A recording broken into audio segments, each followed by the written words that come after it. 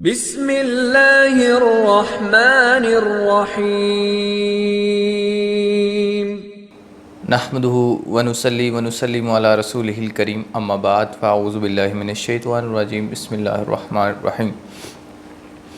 آپ صلی اللہ علیہ وسلم دراصل جب مکہ میں تھے تو اس وقت کچھ لوگ آئے، یہ بیت عقبہ بیت ثانی کی بات ہے، تو آپ صلی اللہ علیہ وسلم کے پاس کچھ لوگ آئے جو آ کے کہنے لگے کہ ہم جو ہے نا وہ آپ کی بیعت کرنا چاہتے ہیں اور ہم ایمان لانا چاہتے ہیں۔ یہ وہی لوگ تھے جنہوں نے آپ صلی اللہ علیہ وسلم کو مدینہ بلوایا۔ آپ صلی اللہ علیہ وسلم ہجرت کر کے مکہ سے مدینہ چلے گئے۔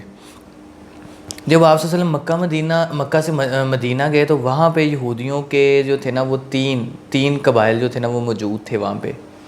تو ان میں سے پہلے نمبر پہ جو ہے نا وہ بنو قینقاع ہے، بنو نذیر ہے اور بنو قریظہ، یہ تین یہودیوں کے قبائل تھے۔ سب سے زیادہ جو اسلام کو نقصان ہے نا وہ یہودیوں نے پہنچایا ہے سب سے زیادہ۔ اب ان تینوں کا خاتمہ کیسے ہوا مدینہ سے؟ سب سے پہلے جو ہے نا بنو قینقاع، اس کی بات کرتے ہیں۔ ان کا کوئی شخص تھا، ان کے لوگوں نے ایک مسلمان عورت بازار جا رہی تھی، اس کے ساتھ بدفعلی کی، انہوں نے اس کے کپڑے جو تھے وہ اتار دیے۔ تو ایک مسلمان نے ان کو یہ بری حرکت کرتے ہوئے دیکھ لیا اور اس نے آ کے آپ صلی اللہ علیہ وسلم کو شکایت کی۔ تو آپ صلی اللہ علیہ وسلم نے ان لوگوں کو، یہ جو قبیلہ تھا، آپ صلی اللہ علیہ وسلم نے بنو قریظہ کو مدینہ سے باہر نکال دیا۔ اور دوسرے نمبر پہ آتے ہیں بنو قریظہ۔ بنو قریظہ یہ تینوں قبائل جب آپ صلی اللہ علیہ وسلم مدینہ آئے تھے، آپ نے مواخات مدینہ قائم کی، تو انہوں نے آپ صلی اللہ علیہ وسلم کے ساتھ معاہدہ کیا تھا کہ ہم لوگ، آپ صلی اللہ علیہ وسلم کے ساتھ معاہدہ کیا کہ ہم لوگ جو ہیں وہ آپ سے عہد کرتے ہیں کہ اگر کوئی باہر سے معاملہ بن جائے یا کوئی بھی معاملہ ہو، ہم برابر کے شریک ہوں گے اس میں، تاوان دینے میں جو ہے نا، اور کسی مسئلے میں اگر باہر سے کوئی جنگ کرنے لیے آتا ہے تو ہم آپ کے شانہ بشانہ کھڑے ہوں گے۔ سارے جو عہد تھے نا، معاہدے تھے، ان پہ انہوں نے جو ہے نا وہ آپ صلی اللہ علیہ وسلم کے ساتھ عہد وعدہ کر رکھا تھا۔ تو مسلمانوں سے وہ حضرت میمونہ کے معاملے میں جو واقعہ تھا، اس میں دو شخص جو تھے ان کے ساتھ آپ صلی اللہ علیہ وسلم کا معاہدہ تھا، لیکن وہ غلطی کے ساتھ مسلمانوں سے دو لوگ مارے گئے۔ اب ان کا تاوان دینا تھا، تو آپ صلی اللہ علیہ وسلم نے قریظہ سے کہا کہ تم نے ہم سے عہد کر رکھا تھا جب تاوان دیں گے تو مل کے دیں گے، تو آپ ہمارے ساتھ مل کے تاوان جو ہے اس کا وہ ادا کریں۔ تو آپ صلی اللہ علیہ وسلم کو انہوں نے بلایا، آپ صلی اللہ علیہ وسلم چلے گئے ان کے ساتھ۔ انہوں نے آپ صلی اللہ علیہ وسلم کو ایک پہاڑ کے نیچے بٹھایا اور پہاڑ کے اوپر ایک شخص کو مقرر کیا، نعوذ باللہ من ذالک، کہ وہ ایک چکی کا جو پارٹ ہے نا وہ آپ صلی اللہ علیہ وسلم پہ گرا کے آپ صلی اللہ علیہ وسلم کو شہید کر دے۔ تو یہ بات جو تھی وہ آپ صلی اللہ علیہ وسلم کو اللہ نے وحی کے ذریعے بتا دی، اور آپ صلی اللہ علیہ وسلم جب وہاں سے اٹھے تو ساتھ آپ کے صحابہ بھی تھے، وہ بھی اٹھے اور آپ صلی اللہ علیہ وسلم واپس آ گئے، اور آپ صلی اللہ علیہ وسلم نے ان کو بھی اس کے بعد مدینہ سے باہر نکال دیا۔ یہ وہ یہودی ہیں جو سارے جا کے یہاں سے نکل کے جو ہے نا وہ جمع ہوتے گئے ہیں خیبر کا جو قلعہ تھا وہاں پہ پھر جو ہے نا غزوہ خیبر ہوئی اور ان کو ختم کیا گیا۔ جو رہ گئے تھے ان کے ساتھ بہرحال باقی رہے۔ اور تیسرے نمبر پہ آتے ہیں بنو قریظہ۔ قینقاع بھی ہو گئے، نذیر بھی، اور بنو قریظہ۔ بنو قریظہ نے بہت بڑا عمل کیا۔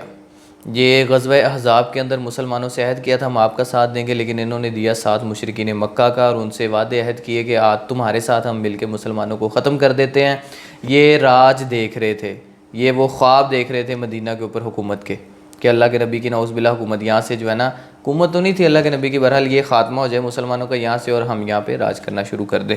تو انہوں نے غزوہ احزاب کے موقع پر، غزوہ جنگ خندق کے موقع پر کل کے جو ہے نا ان کا جو ہے نا اندر چھپے ساتھ، اب آپ صلی اللہ علیہ وسلم نے اپنی جو عورتیں تھیں، وہ بچے جو تھے مسلمانوں کے، وہ یہاں بھیج دیے تھے ان کے ہاں، لیکن انہوں نے یہ جو ہے نا مشرکین کو پیچھے جو ہے نا باہر خندق کے باہر خبریں پہنچاتے رہے۔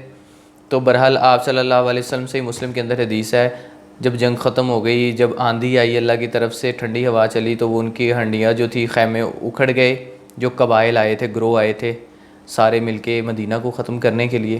تو آپ صلی اللہ علیہ وسلم جب وہ اندھیری آندھی بہت زیادہ تیز جو تھی وہ آئی، وہ ان کے جو ہے نا جانے پہ مجبور ہو گئے۔ بہرحال قصہ مختصر، وہ چلے گئے وہاں سے۔